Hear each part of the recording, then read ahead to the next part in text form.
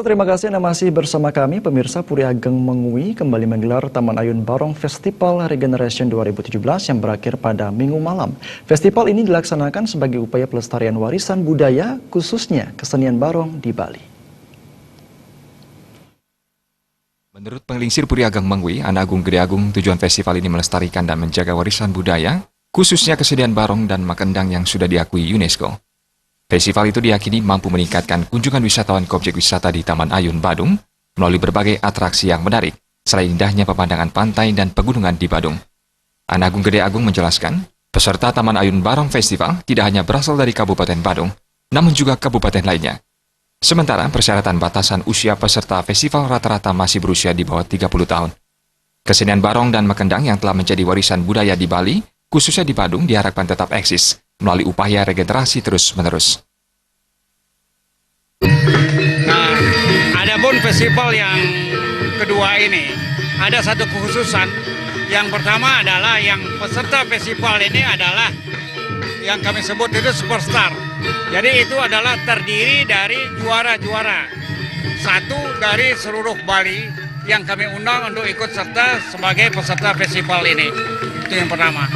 Dan yang kedua, khususan festival yang kedua ini juga kami mengikut sertakan kategori barong buntut yang pesertanya itu adalah anak-anak berumur 15 tahun ke bawah.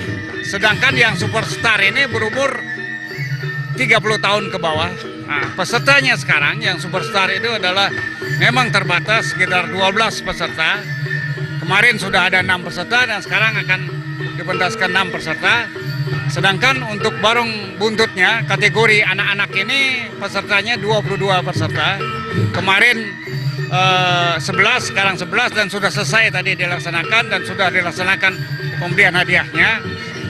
Maksud kami dalam melenggarakan ini adalah tidak lain dengan tema regeneration ini adalah supaya ada kesinambungan.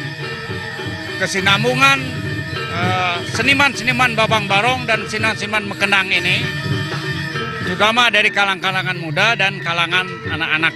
Jadi dengan demikian harapan kita, jadi babang barong ini akan bisa berkelanjutan.